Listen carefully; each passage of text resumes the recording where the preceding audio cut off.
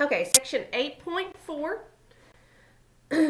We're going to start off before we get to the first problem and just remind ourselves when we had a polynomial function like this and we were asked to find the zeros, the first thing we could try is we could either use our quad program since it's x squared, or this one was not a hard factoring problem, x and x for x squared.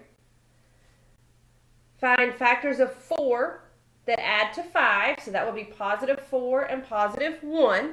So once we got our factors, what would we do? We would set each of the factors equal to 0, then solve them for x, which means subtract 1s from this one to get x equals negative 1, and subtract 4 from this one to get x equals negative 4.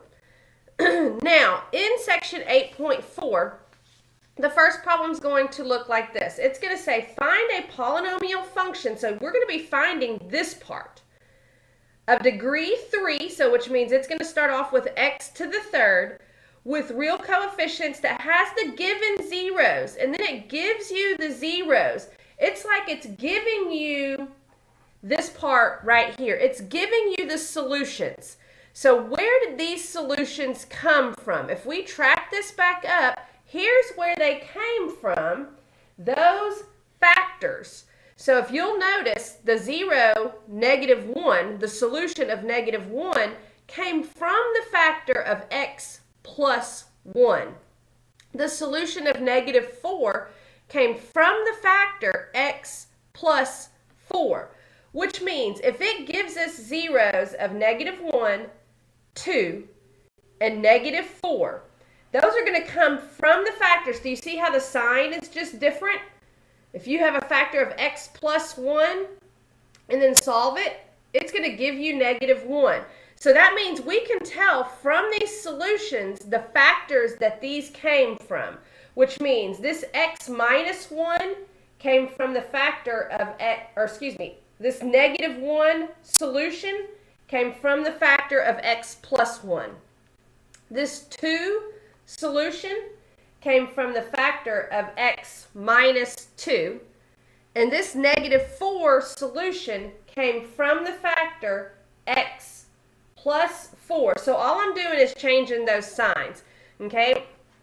Now, let's see. Now we have these 3 factors that we're just going to have to multiply together to see what the polynomial function is that they came from.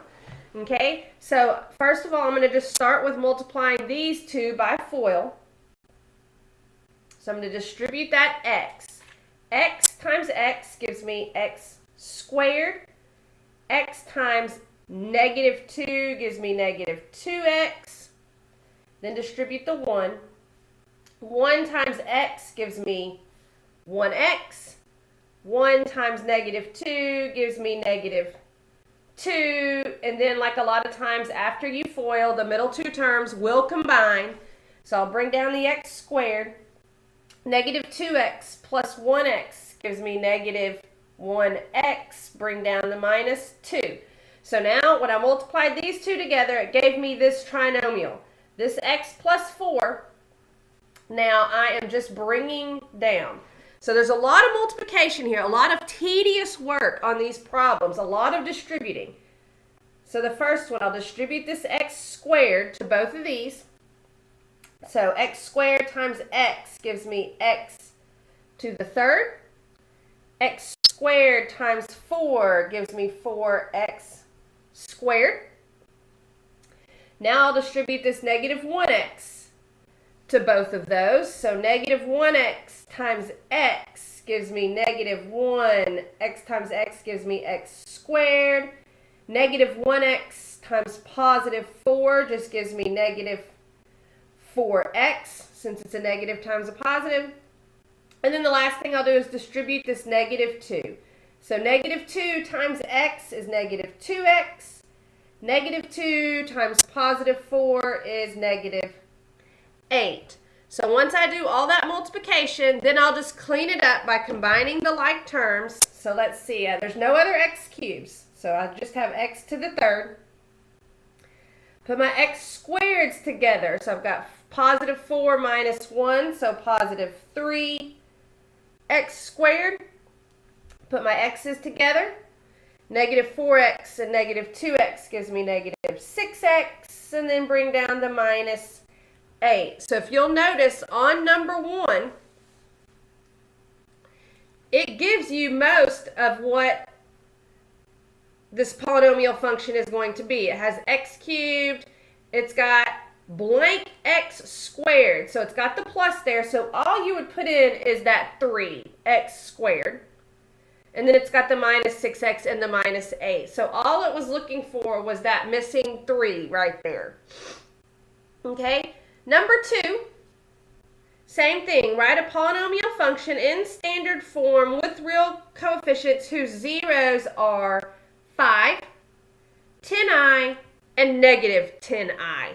Okay, so again, if it gives me the zeros, I just backtrack and turn those into factors by doing x minus whatever the zero is. So this one will be x minus 5, x minus 10i, and then x plus 10i. So those are going to be my 3 factors. X minus 5 for this one, x minus 10i for this one, and x plus 10i for that one. So let's write that down. X minus 5, x minus 10i, and x plus 10i. Now, anytime I have what are called conjugates, which is what these two binomials are, which means they have the same front and back term, it's just that their sign in the middle is different, you're going to want to multiply these two together first, not these two. If you have the something with the i's, go ahead and multiply those two binomials together first, because something special is going to happen. You're going to have a bunch of canceling out here, which will make it simpler. So let's distribute this x. So x times x gives me x squared. X times positive 10i gives me positive 10ix or xi, however you want to write it. Now look at what your inner is. When I distribute this negative 10i, I'll have negative 10i times x, which is just negative 10ix.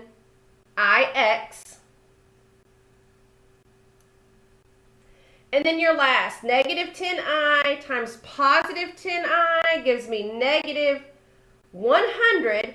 Now, I times I gives me I squared. Now, a couple of things are going to happen. The first thing that's going to happen is look at your middle two terms. They are opposite of each other. Positive 10ix and negative 10ix just cancel each other out. So now I just have this x squared. Now, anytime, this I is a special number. Anytime you have I squared is equal to negative 1. So anytime you have an I squared, you change it to a negative 1, which actually makes this negative 100. If I change this to negative 1, what does that turn that into? Positive 100, because you have a negative times a negative. So, in other words, if you have an I squared hooked onto a term, that's the same thing as saying that term times negative 1, which actually just changes the sign of that term. So that turns into plus 100. So that is why you multiply these two together first, because you're going to have some stuff cancel. You're going to have your I squared turned to negative 1, which just makes it more simple. So I'm still dropping down this x minus 5. And I'm going to FOIL this. So again, my first x times x squared gives me x to the third. X times 100 gives me 100x. Distribute the negative 5. So negative 5 times x squared is negative 5x squared. And then negative 5 times 100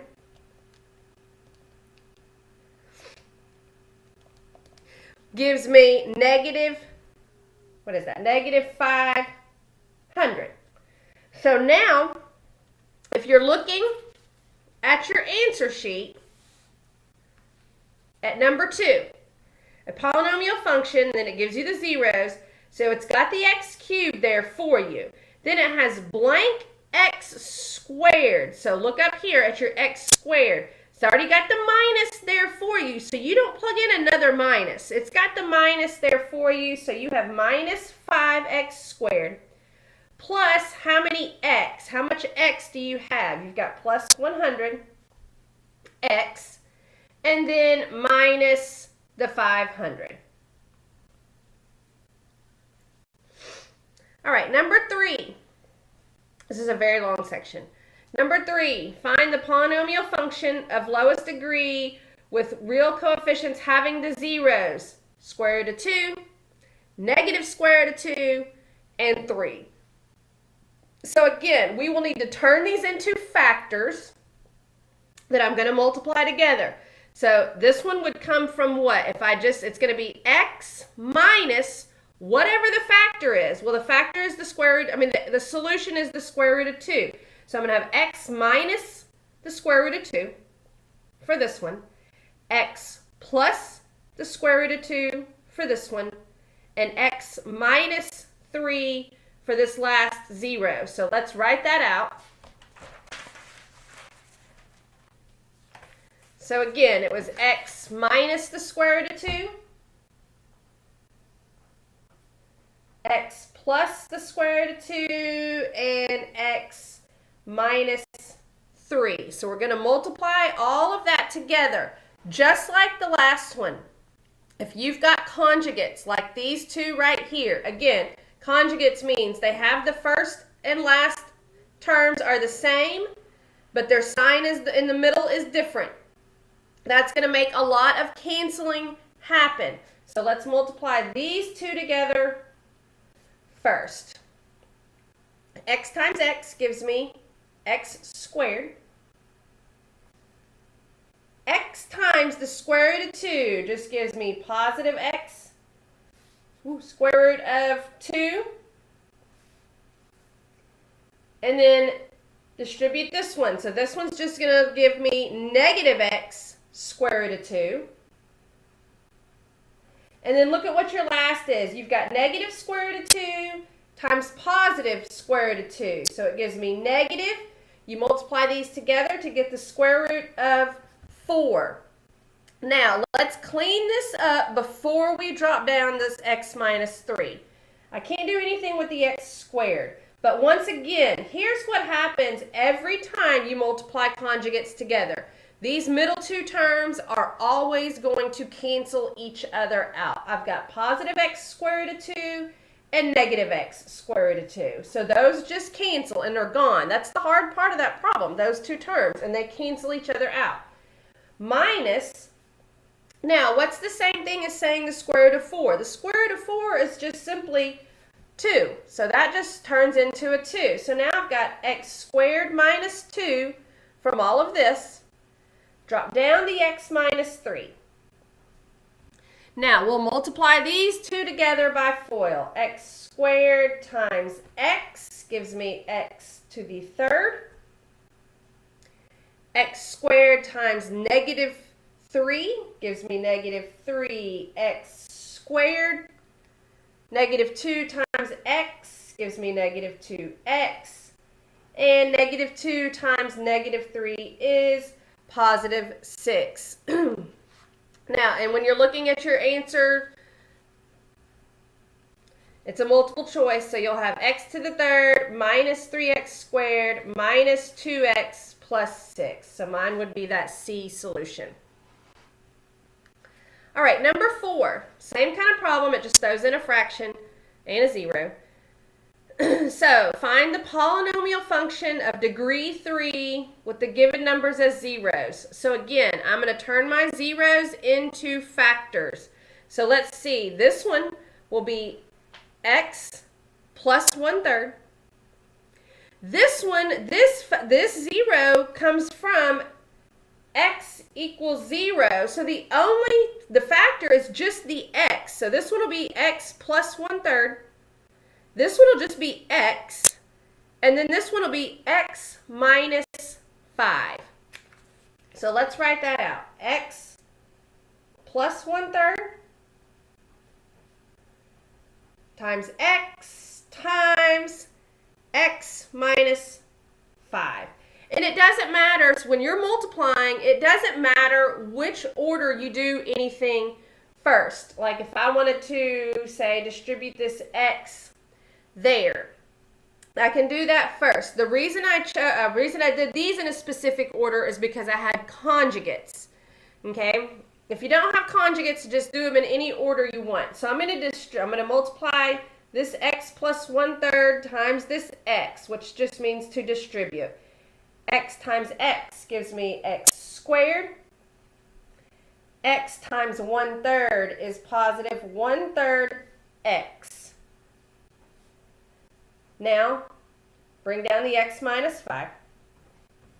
And let's multiply or FOIL here. So x squared times x gives me x to the 3rd. X squared times negative 5 gives me negative 5x squared.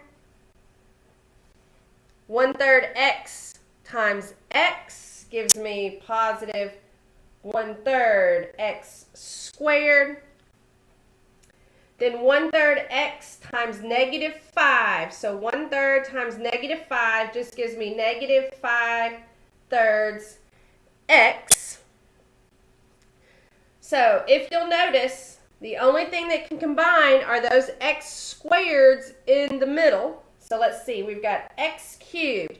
Then if you wanted to, you can do this in your calculator. So I just need to find negative 5 plus 1/3. So that would be negative 15/3 plus 1/3, which would give me negative 14/3 x squared. And bring down the negative 5/3 x. So x to the 3rd minus 14/3 x squared minus 5/3 x. And again, this one is multiple choice, which would give me mine to be the B.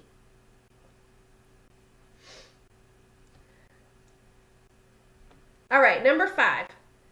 Find a polynomial function of degree 5. So this one is going to end up with x to the 5th. It's going to have degree 5. Now, this is very specific in how it wants you to write this. Negative 2 is a 0 with multiplicity 3. 0 is a 0 of multiplicity 1. And 2 is a 0 of multiplicity 1. So again, the zeros come from factors. If negative 2 is a 0, it comes from the factor x plus 2. So this one will be x plus 2. But then it tells you this came from a factor that had multiplicity of 3, which means it's to the 3rd power. 0 has a multiplicity of 1, so that one will just be x for its factor. And then 2 is a 0 of multiplicity 1. Well, if 2 is a 0, it came from the factor x minus 2. So this one is a lot of work to do. So here's my factors. So x plus 2 to the 3rd, since that one had multiplicity 3. X and x minus 2. So let's write that out on our paper.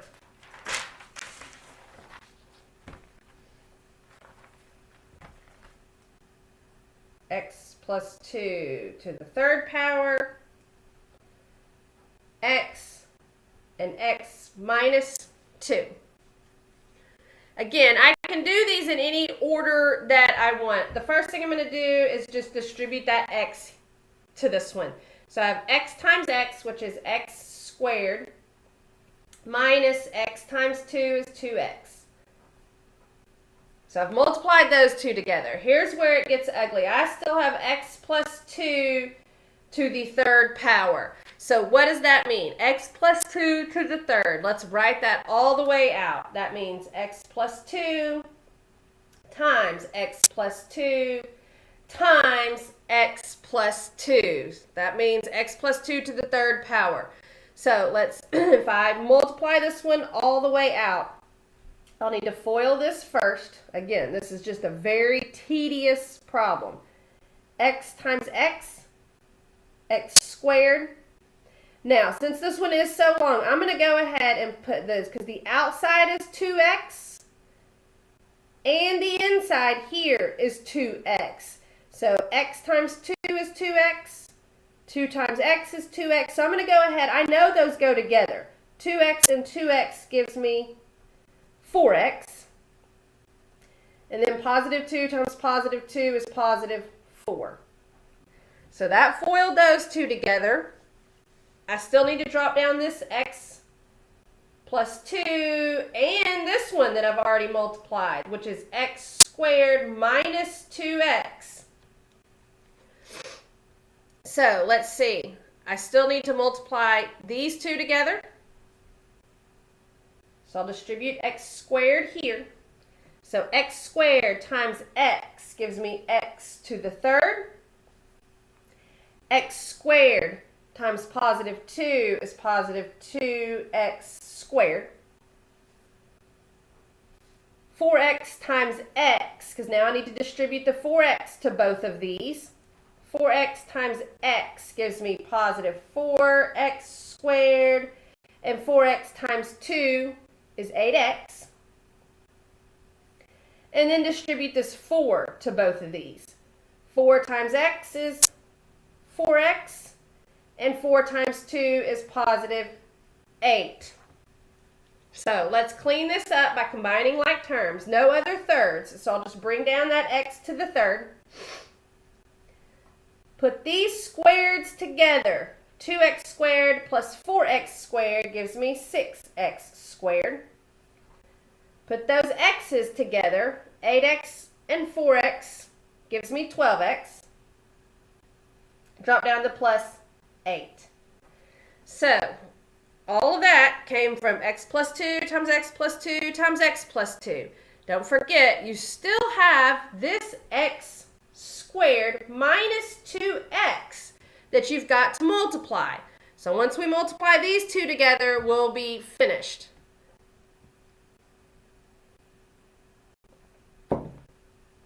So again, it's just distributing, very tedious. X to the third times x squared. So when you're multiplying, remember you're adding exponents. So there's your x to the fifth that we knew we would end up with because it told us at the beginning of the problem it was going to end up with degree 5. So x to the third times x squared gave me x to the fifth. X to the third times negative 2x gives me negative 2. X3 and x gives me x to the fourth. So negative 2x to the fourth. So I'm done distributing the x to the third. So now I'll move and distribute this 6x squared again to both terms in the other parentheses. So I've got positive 6x squared times x squared, which gives me positive 6 x to the fourth. Then I have positive 6x squared times negative 2x. So positive 6 times negative 2 gives me negative 12. X squared x gives me x to the third. So I'm done distributing the 6x to the squared. So move to the next term. This positive 12x goes to both of these. So 12x times x squared gives me positive 12 x to the third. 12x times negative 2x. So 12 times negative 2 gives me negative 24. X is x squared. So I'm done distributing the 12x. Now I'll just distribute the 8 to both of these. So it's going to be a positive 8x squared. And then the last term, 8 times negative 2x gives me negative 16x. So all of this is what I need to clean up by combining like terms. There's no other x to the fifth, so I'll just bring down the x to the fifth. Put your x to the fourths together. You've got negative 2 and positive 6. So that gives me positive 4 x to the fourth. Then look what happens to your thirds. This is nice. You have a negative 12 and a positive 12. So the x to the thirds just cancel each other out.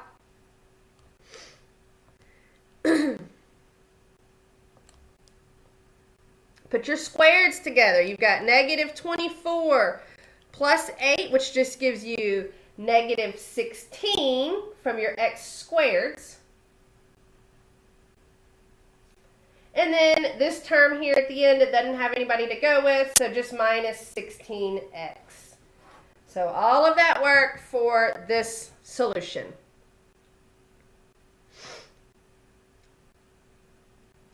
All right, number 6. Each problem takes forever. Find another polynomial function, this time degree 4.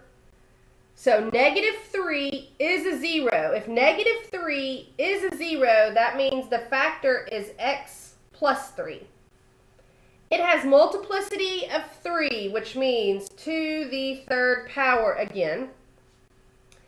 And then 0, remember if 0 is a 0, then it comes from just the factor of x, and it just has multiplicity 1. So here's what I'm multiplying together. X plus 3 to the third times x.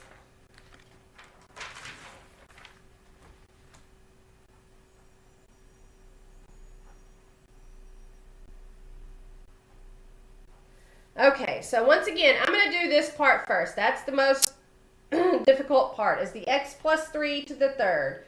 Because it means x plus 3 times itself 3 times. And then once I get done with that, I'll multiply it by x. So once I do all of this, I'll just have to distribute an x to what that answer is. So again, let's multiply here. So we'll just FOIL. X times x is x squared. X times 3 is 3x. Distribute this 3 here.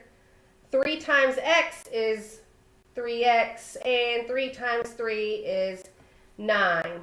So again, put those x's together to get 6x. So now I have x squared plus 6x plus 9.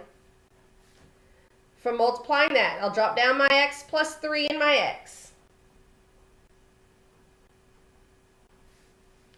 So now I'm going to multiply this trinomial times this x plus 3. So again, just distributing.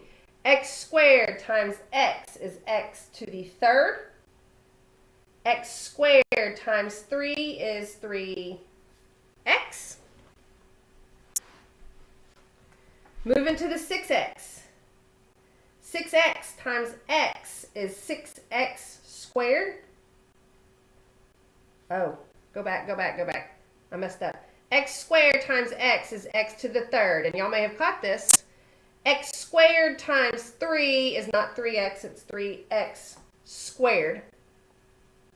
So from this one, I need to change it to 3x squared.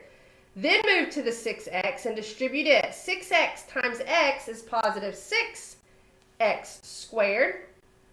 6x times positive 3 is positive 18x. And then move to your 9 and distribute your 9. 9 times x is positive 9x.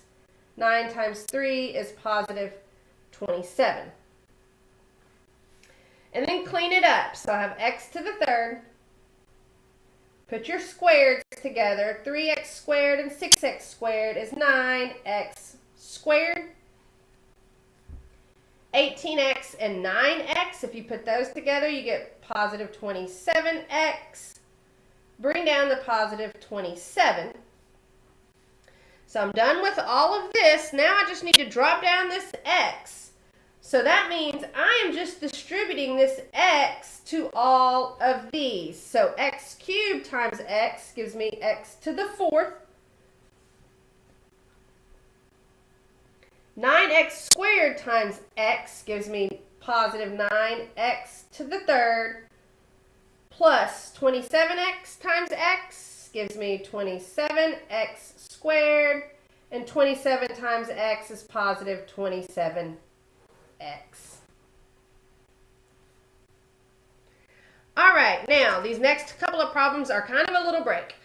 Number 7 says, suppose a polynomial function or a polynomial of degree 4 with rational coefficients has the given numbers as zeros. Find the other zero. So all it's wanting you to do here is anytime you have an I or a radical as a zero, that means the other sign of that I or radical is also a zero. Because if you have, let's go back.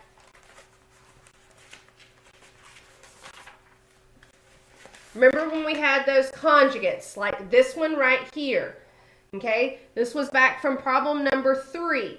If you had these, if you have one radical as a factor, the other radical is also a factor. If you have positive square root of 2 as a zero, the negative square root of 2 is also a zero. So that's all it's wanting me to do on these next couple of problems is look for either the I or the square root, and then the other zero is just going to be the opposite of it. So this negative 3 is on its own, that 10/3 it's on its own. Here's what I'm looking at. That square root of 3. If the square root of 3 is a zero, then so is negative square root of 3. Number 8, same kind of thing. If you have an I or a square root as a zero, which I see both of those, then that means the opposite of it is also a zero. So if I is a zero, so is negative I. If 4 minus the square root of 5 is a zero, then so is 4 plus the square root of 5.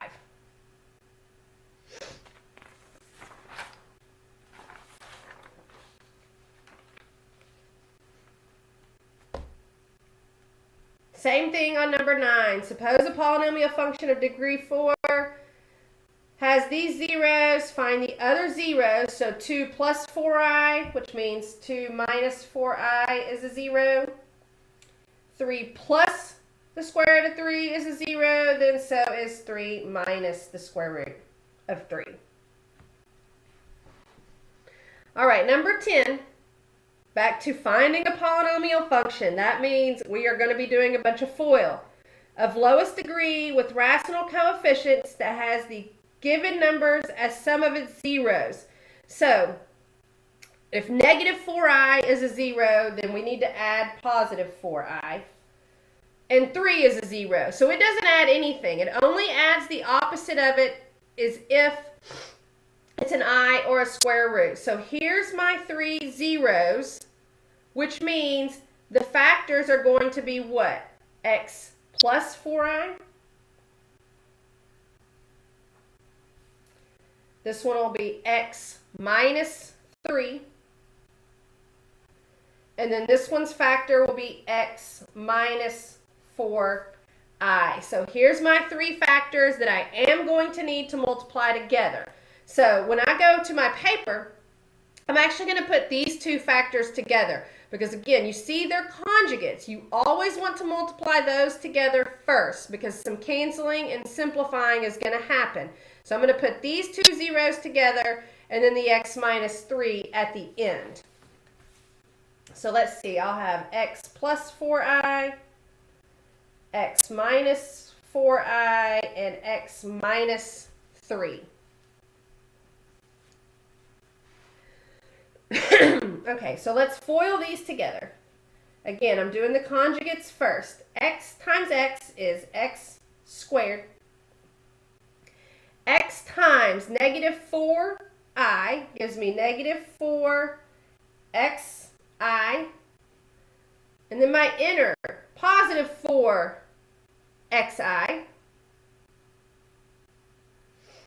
And then positive 4i times negative 4i is negative 16i squared. Again, since they're conjugates, their middle 2 terms cancel out. I'll bring down that x squared. Now remember, I squared turns into negative 1. So I actually have negative 16 times negative 1 right there, which is really positive 16. So this turned to x squared plus 16. Bring down this x minus 3. And then FOIL this. So x squared times x is x to the third. X squared times negative 3 is negative 3x squared. Positive 16 times x is positive 16x, and positive 16 times negative 3 is negative 48. And when I'm looking at these, none of them are like terms because none of them have the same exponent, so that's as simplified as I can get. Number 11. So when I'm looking at number 11, I have the square root of 5 is a 0, which means so is negative square root of 5. And 5i is a 0, which means so is negative 5i. So if these are my zeros, my factors are just going to be the opposite of this. So this factor will be x minus the square root of 5. Since this is its opposite, I'm going to put this one next. X plus the square root of 5. And then x minus 5i for this, and x plus 5i for this.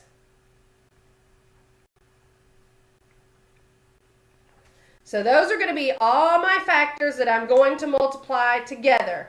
So let's see, I've got x minus the square root of 5, x plus the square root of 5, x minus 5i, and x plus 5i. So let's multiply these two together first. And then we'll multiply those two together because they're each are conjugates of each other. So that a lot of simplifying will happen once I do this. So here, I'll distribute that x. So x times x gives me x squared. X times the square root of 5 is positive x square root of 5. Here I'll have negative x square root of 5. And negative square root of 5 times positive square root of 5 gives me negative square root of 25. So let's clean this up. Again, conjugates, what happens? Once you FOIL, the middle two terms cancel each other out. So now I just have x squared minus, and then what's the square root of 25? It's just plain old 5. So I'm just looking at x squared minus 5 after I multiply those together. Now, let's multiply these two together and see what we get. So x times x gives me x squared. X times 5i gives me plus 5xi.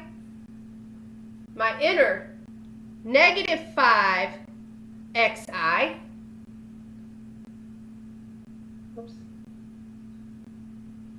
And then my last, negative 5i times positive 5i will give me negative 25.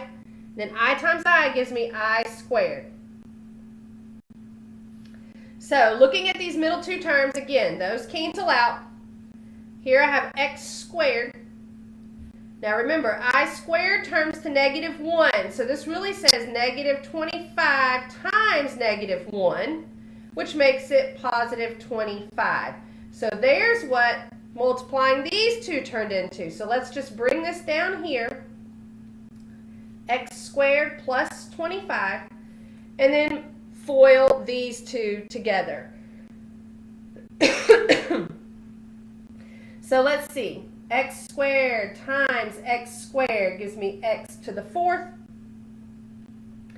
X squared times 25 gives me positive 25x squared.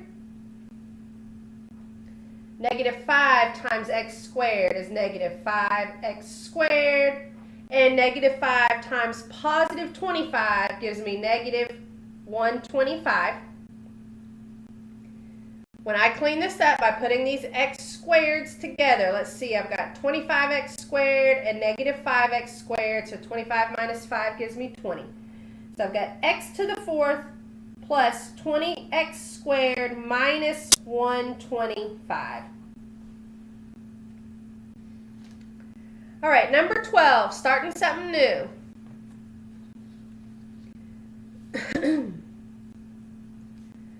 The polynomial function has the given 0, find the other zeros. We're going to use synthetic division for this. So here's the function, x cubed plus 8x squared minus 7x minus 56.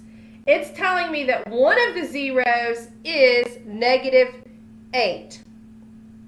So I'm going to use this negative 8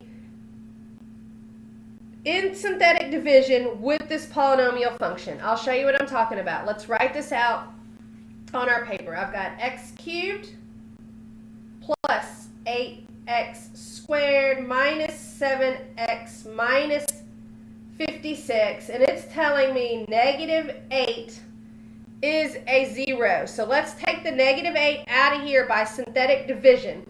So remember from the last section, I'll just pull out the coefficients. So this one is 1, 8, negative 7, and negative 56. So if I use synthetic division, remember, this right here just drops down. Drop down that first number. Drop down the 1. Then multiply. Negative 8 times 1 is negative 8. If I add this down, I get 0. Then start again. Negative 8 times 0 is 0, so you put that 0 here. Add straight down. Negative 7 and 0 is negative 7.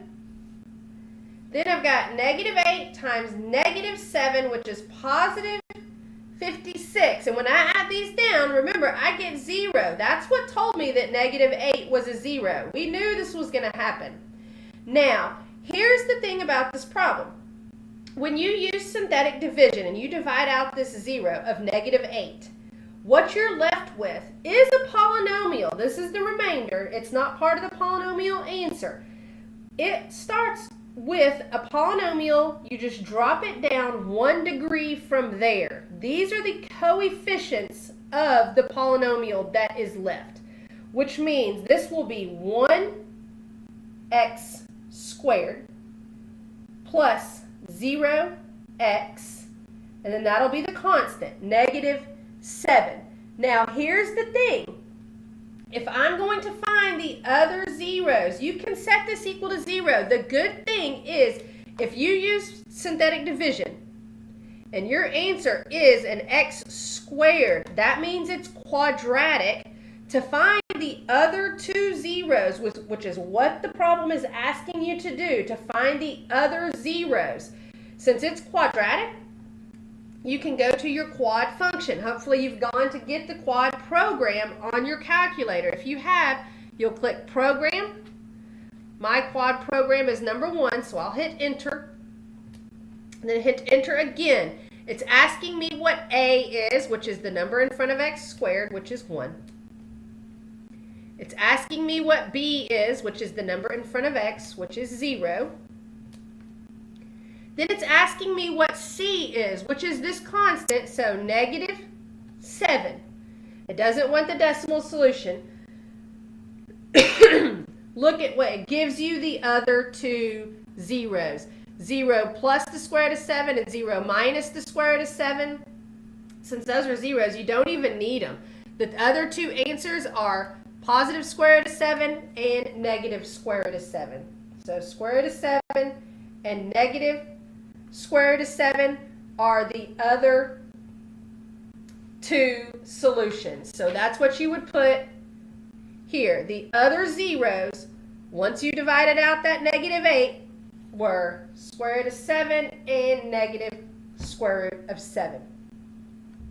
Now, hopefully you're still watching this forever long video because these problems just have very specific instructions. Number 13 is very different from this one. Number 13 says, for the following polynomial, 1 0 is given, find the remaining zeros.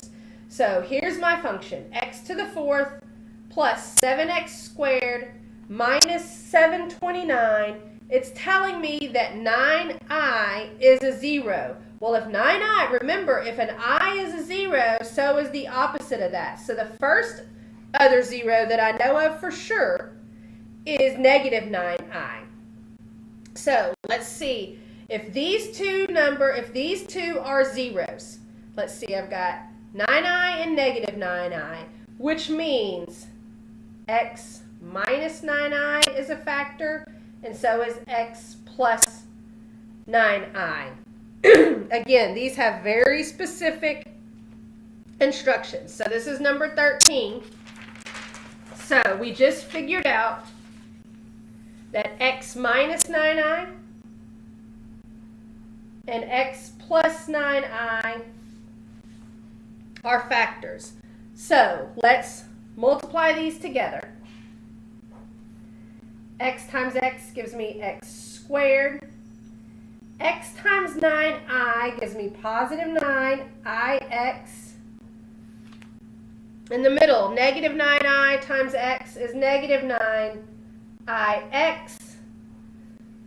Negative 9i times positive 9i is negative 81i squared. So let's clean this up. The good thing is the middle two terms cancel out. So now I have x squared. Remember, I squared turns to negative 1. So I really have negative 81 times negative 1, which is really positive 81. Now, here is what I am going to do with this information. It told me in the problem that the following polynomial was x to the fourth plus 72x squared minus 729. I'm actually going to use long division because what I have just found out from this information was that 9i and negative 9i were zeros, which meant these were factors, which means this should divide evenly into this, which means I should be able to divide x to the fourth plus 72x squared minus 729 by x squared minus, x squared plus 81. Now, we haven't done any long division, so again, this is a very specific instruction for this particular problem. Let's see, to do this division, look at these first two terms. X squared goes into x to the fourth. In other words, x squared times what is x to the fourth? Well, that would be x squared, right? X squared times x squared is x to the fourth. Now remember, the rules of long division is once I put this up here, I'll multiply it times that and put my answer here. So x squared times x squared gives me x to the fourth. X squared times positive 81 gives me positive 81x squared. Now, the rules of long division say I am going to subtract this from these terms. So x to the fourth minus x to the fourth is nothing.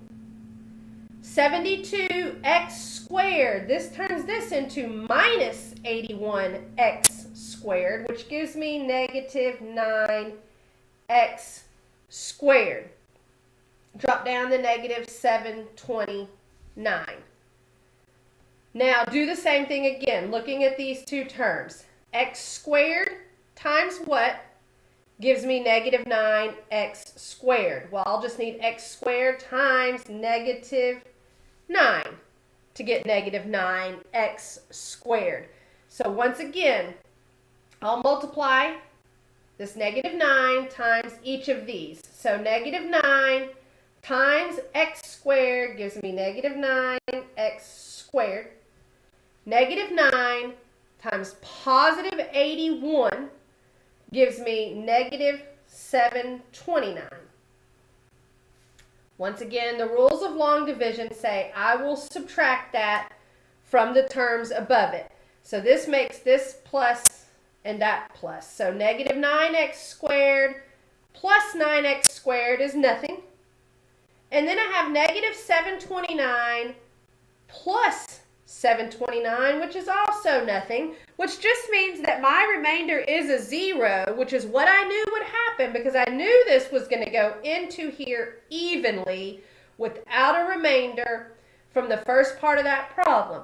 So here is another factor, x squared minus 9, which means, again, I can either solve this by factoring, because I can set that equal to 0 and solve it, which is a difference of squares, or since remember, any time you are solving something that is x squared, you can go to your quad program, which means this one's a little bit trickier. It's gonna ask for the a, b, and c once I get to quad program. My a is the number in front of x squared, which is 1. Now, here's the trick. B is the number in front of x. Well, you'll notice that you don't have an x, which means your b is 0. C is always the constant, which is the number without an x on it, just a plain number. So this constant is negative 9. There's your other zeros, 3 and negative 3. Which means when you go to type in your answer, the only 0 that it gave me was positive 9i, which automatically meant negative 9i was a 0, which took me to, if these two things were zeros, then they came from those factors that I FOILed to give me what to put into the long division, which means after I did the long division, I got 3 and negative 3 as my other two zeros. So there's the other zeros from that problem. All right, number 14. If you are still paying attention, send me an email that says I get 2 bonus points on chapter or the test number 3.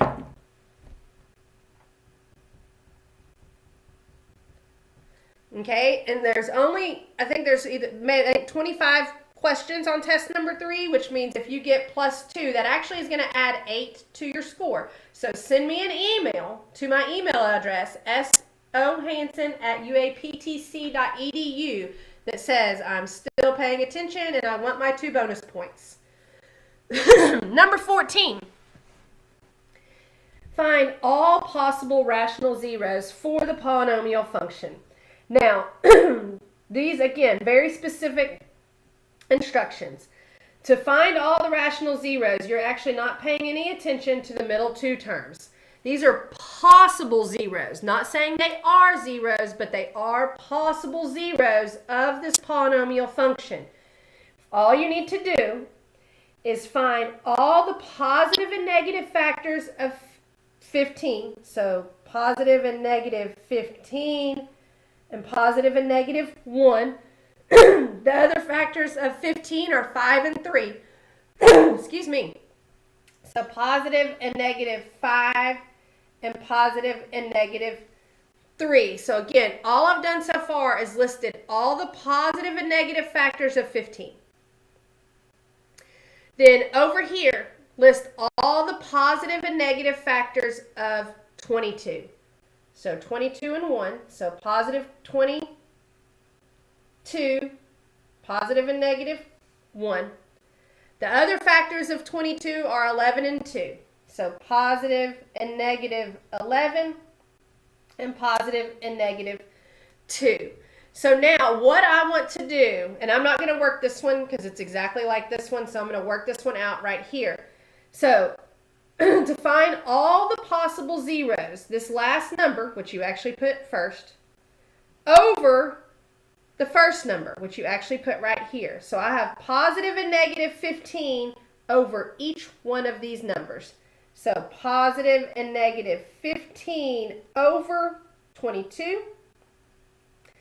positive and negative 15 over 11, positive and negative 15 over 2, and positive and negative 15 over 1, and 15 over 1 is just 15. So there's all those. Do the same thing with the 5 now. 5 is going to go over all of those. So positive and negative 5 over 22, positive and negative 5 over 11, positive and negative 5 over 2, and positive and negative 5 over 1. And since 5 over 1 is just 5, you can just write the 5. Do the same thing with the 3 now. So 3 is going to go over all of those. Positive and negative 3 over 22, positive and negative 3 over 11, positive and negative 3 over 2, and positive and negative 3 over 1, which is just 3. And then do the last one. So 1 is going to go over all of these. So positive and negative 1 over 22, positive and negative 1 over 11, positive and negative 1 over 2, and positive negative 1 over 1. So you're picking the answer that has all of those, which looks to me 15 over 22, 15 over 11, 15 over 2, and 15. So it looks like it's going to be this one, which is the A. All right, number 15 is just like number 14. You'll do all the factors of 7, which is good because it's just 7 and 1, over all the factors of 18. So just list them out like you did here and then put all of these over all of those. All right, 3 more problems. Number 16 says, find the rational zeros and then the other zeros of the polynomial function. So on this one,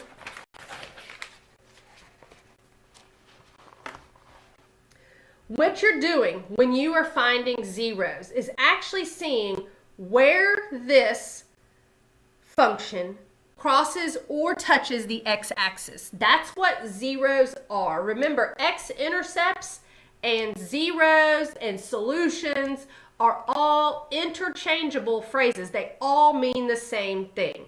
So remember what we just did on problem 14 and 15. Found all the possible zeros, which means I could do that here, which means list out all the possible factors of 12 over all the factors of 1.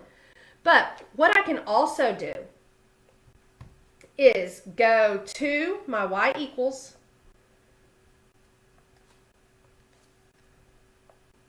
clear it out, put in this function. So I need to put in x to the 3rd power minus 13x plus, oh, whoops, wasn't paying attention, x to the 3rd, then arrow out to get out of the exponent like I didn't do, minus 13x plus 12. Let's graph that.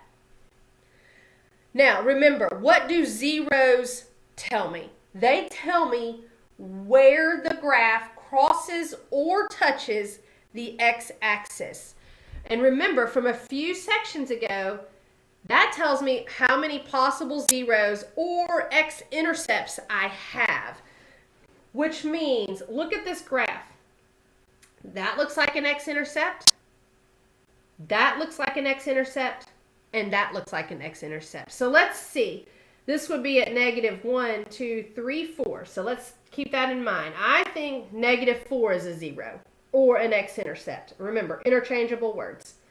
Let's look at this one. That looks like it's at 1.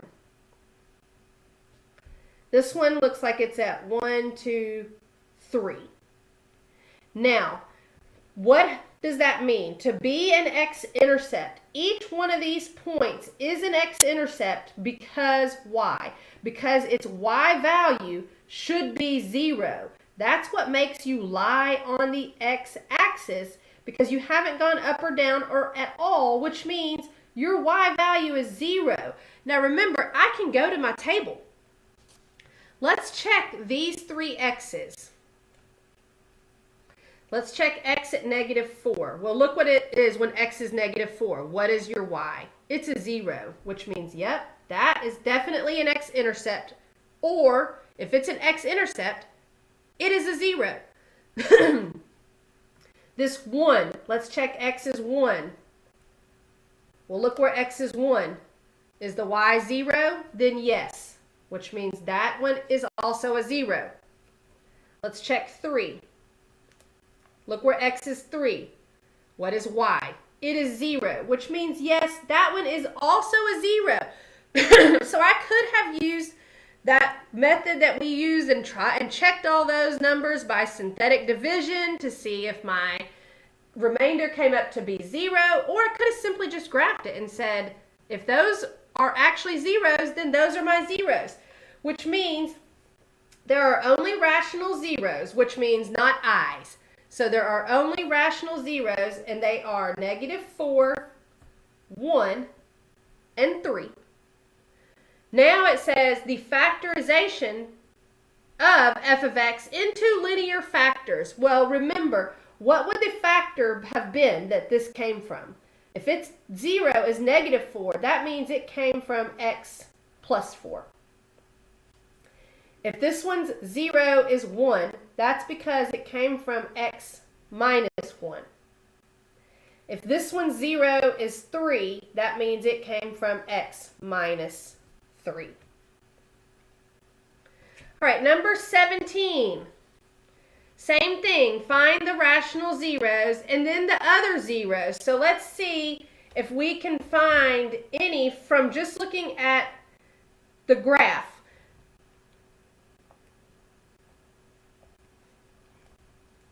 So let's see, 2x to the third, get out of the exponent, plus 3x squared, plus 18x, plus 27. Let's graph that. Well, first of all, I only see it crossing the x-axis once, and it's crossing it in between two numbers, in between -1 and -2. So I'm going to try and think of another way, because look at these right here. Here is my function. So let's see if I can factor that. Let's see if that factors, since there's 4 terms, let's see if it'll factor by grouping. Once again, these are very specific instructions for very specific problems. So let's see, number 17, let's see if we can factor this one, since it didn't cross at good numbers like this one did. So I've got 2x to the third plus 3x squared plus 18x plus 27. So let's try and group this and see if it'll factor. Here, when I'm looking at this one, my first group, it looks like I can pull out an x squared. If I pull out x squared and take the x squared out of these, this first term will be left with a 2x. Plus, if I took the x squared out of there, I'm left with 3. What can I pull out of here? What goes into 18 and 27? I can pull out a positive 9, which will leave me, if I divide these by the 9, I'll be left with 2x plus 3, which is great news, because if these are going to factor by grouping, these two leftovers in the parentheses have to be the same. So that is one of the factors, that 2x plus 3. The other factor is what you pulled out, which is x squared plus 9. So the good thing is this 2x plus 3 is one of the factors. Now, I can't have an x squared as one of my factors. So let's look at what this is. It is quadratic. If it is x squared, it is quadratic. So let's look at what I can do with that in my quad function. So go to Program, Quad, X squared, what's the number in front of x squared? Because that's your A. It is 1. B, remember, is the number in front of x, which it would be 0. C is the constant, which is 9. Well, look, there's your other zeros, positive 3i and negative 3i, which means what factors did those come from? One of them, so this would, it would be x plus 3i and x minus 3i. Again, these two zeros are simply, that's what the quad program found for me. This was the other factor, so to find it's the 0. Remember, each factor creates a 0. So these two came from those zeros, or these factors. What's this one going to give me? 2x plus 3 equals 0. Subtract 3 from both sides to get 2x equals negative 3. And divide by 2. So x equals negative 3/2. So there's, that one's 0. And then those two zeros. So when I am answering this, there are only rational zeros. That's wrong because I have i's. There is one rational 0. That's true because I do have a plain number. What was the rational 0? It was negative 3/2. And what were the other zeros? Those were the i's that I came up with. So 3i and negative 3i. So now the factorization, what factors, here's your factorization right here. 2x plus 3, x plus 3i from this one, and x minus 3i from this one. So 2x plus 3, that's where that 0 came from. X minus 3i and x plus 3i. All right, last problem, thank goodness. So let's see. Find the rational zeros and then the other zeros of the polynomial function. So let's see.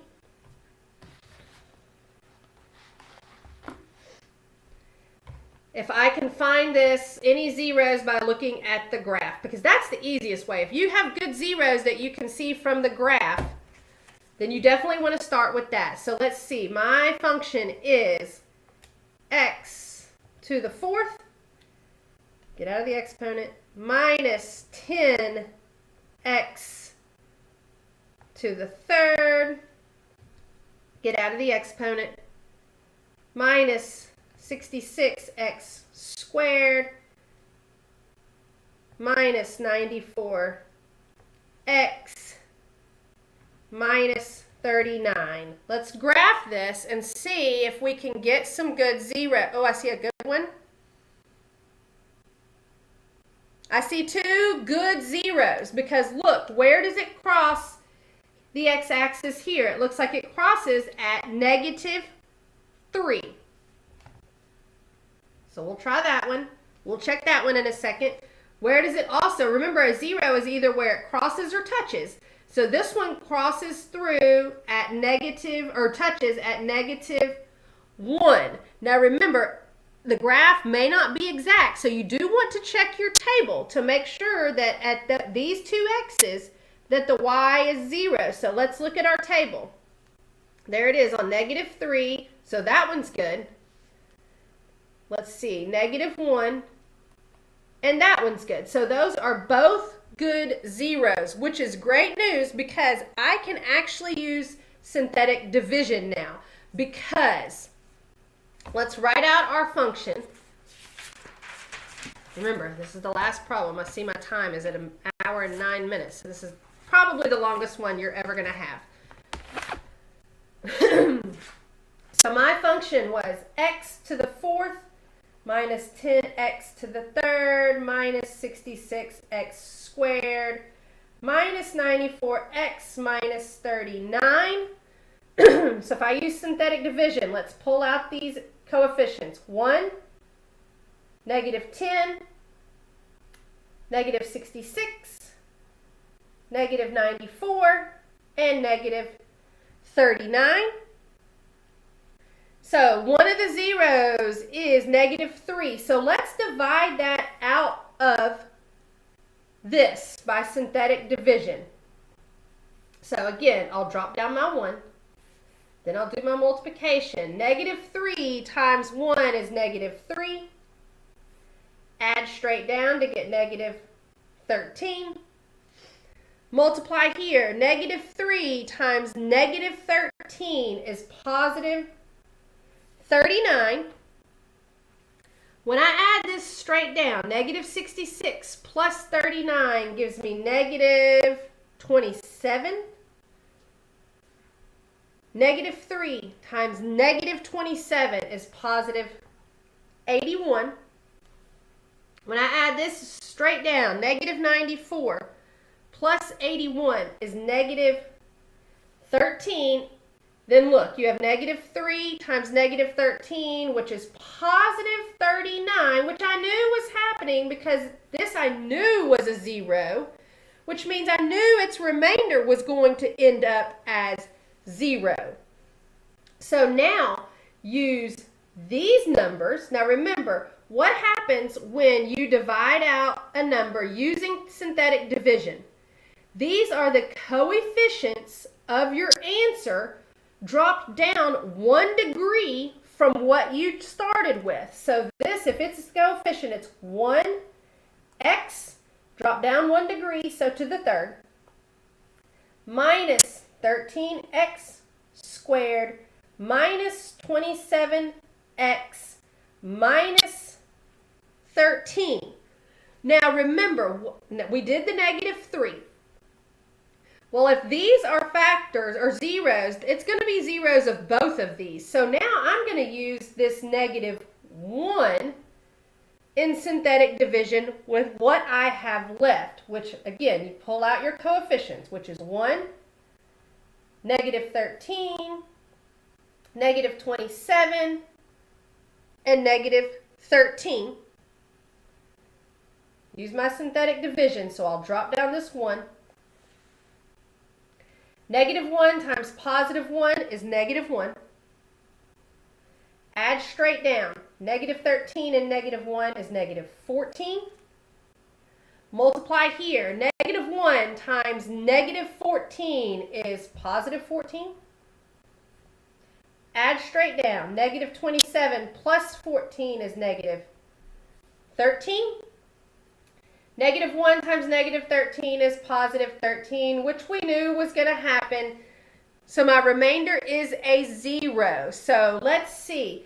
If I started with x to the third, these are coefficients of my answer dropped down 1 degree. And that's great news because now this will be 1x squared minus 14x minus 13. Here's what's great news about this. It's x squared. Where can you go with x squared problems? Straight to your quad. That's what quad program solves for you. So go to program, quad. Again, a is the number in front of x squared, which is 1. B is the number in front of x, which is -14. And C is your constant, which is -13. Again, it does. So hit enter twice. So your other two zeros are 7 plus the square root of 62 and 7 minus the square root of 62. So that is what, forget that one. 7 minus the square root of 62. So that is what the quad program told you. I used synthetic division by eyeballing the graph. Remember, that's how we got these zeros, by simply plugging the function into the y equals and looking at it on the graph. That's where the -1 and -3 came from. So since I knew those were zeros, I used synthetic division, which got me down to an x squared, which just simply meant I can go to my quad to find my other zeros. So it's going to ask me So what are my zeros? The rational zeros are what? What were the rational zeros? The plain numbers were -3 and -1 that I eyeballed from the graph. Then the other zeros are 7 plus the square root of 62 and 7 minus the square root of 62.